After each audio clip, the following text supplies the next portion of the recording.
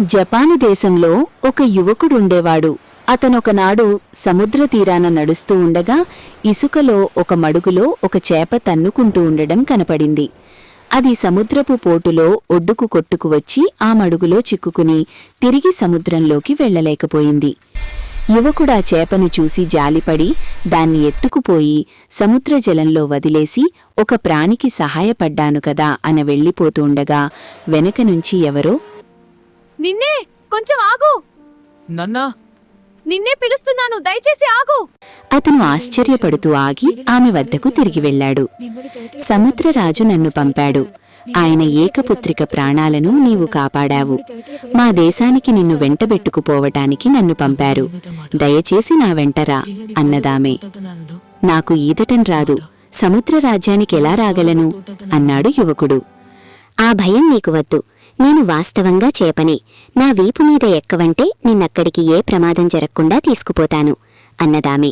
ఇద్దరూ కలిసి మోకాలు లోతు నీటిలోకి వెళ్ళాక ఆ ఆడమనిషి పెద్ద చేపగా మారిపోయింది. యువకుడామె వీపుపైన ఎక్కాడు. సముద్రరాజుండే చోటికి వెళ్లే దారిలో ఆ చేప యువకుడితో, సముద్రరాజు నిన్నేదైనా వరం కోరమంటే మంత్రపు చెవి తప్ప మరేమీ అక్కర్లేదని చెప్పు. తన కూతురి ప్రాణం కాపాడావన్న కృతజ్ఞత కొద్దీ దాన్ని ఆయన నీకిస్తాడు. దాన్ని చెవిలో పెట్టుకుని అలరిస్తే అన్ని ప్రాణుల భాష నీకు బాగా అర్థమవుతాయి అన్నది. సుస్వాగతం యువక, ఈ విందు మరియు వేడుకలు. సముద్రరాజు యువకుడికి గొప్పగా ఆతిథ్యం జరిపాడు. నృత్యగానాలు జరిగాయి. యువకుడు సముద్రరాజు అతిథిగా కొన్నాళ్లుండి ఇంక తన ఇంటికి వెళ్ళిపోతానన్నాడు. అప్పుడు సముద్రరాజు, మా లోకం నుంచి నీకిష్టమైనది కోరు, బహుమానంగా అస్తాను అన్నాడు. నాకు మంత్రపు చెవి తప్ప మరేమీ వద్దు అన్నాడు యువకుడు. సముద్రంలో అలాంటిది ఒకే ఒకటి ఉన్నది. అయినప్పటికీ నీవు కోరావు గనక దాన్ని నీకిస్తాను అంటూ ఒక గూట్లో ఉన్న మంత్రపు చెవిని యువకుడికి ఇచ్చేశాడు. అతన్ని సముద్రరాజ్యానికి తెచ్చిన చేపే అతన్ని ఒట్టుకు చేర్చిపోయింది. యువకుడు సముద్రమొడ్డున ఒంటరిగా కూర్చుని ఉండగా, ఏమిటి ఈ పిచ్చుకల కిచ్చకిచ్చా? వినాలని ఉంది. అవును, ఈరోజు చాలా బాగుంది కదా. అవి ఏమంటున్నాయో తెలుసుకోవాలని కుతూహలం కలిగి బుల్లి శంఖంలాగా ఉన్న మంత్రపు చెవిని తన చెవిలో పెట్టుకున్నాడు.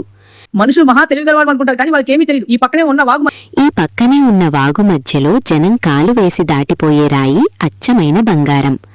ఆ సంగతి ఒక్కడికీ తెలీదు అంటూ పిచ్చుకలు తమలో తాము నవ్వుకుంటున్నాయి. ఈ సంగతి విని యువకుడికి మితిలేని ఆశ్చర్యం కలిగింది. అతను వాగు వద్దకు వెళ్లి దాని మధ్యలో ఉన్న రాతిని ఎత్తి దానిపైన పేరుకుని ఉన్న పాచిని కడిగేసరికి తలతలా మెరుస్తూ బంగారం బయటపడింది. యువకుడా బంగారాన్ని జేబులో పెట్టుకుని తన అదృష్టానికి ఆశ్చర్యపడుతూ ఇంటికి పోతుండగా 2 కాకులు కా కా అని అరవటం వినిపించింది. అతని మంత్రపు చెవిని తీసి తన చెవిలో పెట్టుకుని కాకులు చేస్తున్న సంభాషణ విన్నాడు. మనుషులు వట్టి మూర్ఖులెక్కడెక్కడి వైద్యులు పిలిపించారు, కానీ ఒక్కడు కూడా జమీందారు గారి పిల్లకు నయం చేయలేకపోయారు. ఎలా నయం చేస్తారు? అది మందులతోనూ మాకులతోనూ నయమయ్యేదే అయితే గదా. గడ్డితో పాటు ఒక పాము కూడా కట్టులో చిక్కుకుపోయింది. పాము తిండికి మాడి కృషించిపోతున్నది. దాన్నెవరైనా విడిపించి ఆహారం పెడితేనే గాని జమీందారు గారి కూతురు వ్యాధి నుంచి కోలుకోదు అంటూ కాకులు తమలో తాము మాట్లాడుకున్నాయి. ఈ మాటలు తన చెవిన పడటం మేలయిందనుకుని యువకుడు తిన్నగా జమీందారింటికి వెళ్లాడు. యువకుడు లోపల ప్రవేశించి జబ్బుగా ఉన్న అమ్మాయికి చికిత్స చేస్తాను అన్నాడు. అక్కడ చేరి ఉన్న వైద్యులంతా విరగబడి నవ్వి, మనందరికీ అంతు చిక్కని వ్యాధిని ఈ మట్టి వెధవ నయం చేస్తాట అని ఎద్దేవ చేశారు. రోగం కాదు, శాపం, జీవహింస జరిగింది. ఇంటి కప్పులో పాము బంధించబడి ఉన్నది. జమీందారు తన నౌకర్లను పిలిపించి కప్పు విప్పించాడు. పాము ఒక కట్టలో కనిపించింది. అది తిండికి మాడి కొనప్రాణంతో ఉన్నది. దాన్ని కట్ట నుంచి ఊడతీసి తెచ్చి పాలు పోశారు. అది పాలు తాగి బలం వచ్చి కదిలి పాకసాగింది. అది ఒక అడుగు పాకేసరికి మంచంలో జమీందారు కూతురు లేచి కూర్చున్నది. పాము 2 అడుగులు దూరం పాకేసరికి పిల్ల లేచి నిలబడింది. పాము తన దారిని ఎటో వెళ్ళిపోయింది. దానితోనే జమీందారు కూతురి వ్యాధి కూడా పోయింది.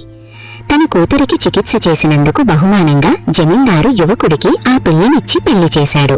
మా ఛానల్ని సబ్స్క్రైబ్ చెయ్యండి, లైక్ చెయ్యండి, కామెంట్ పెట్టండి మరియు షేర్ చెయ్యండి. Thank you.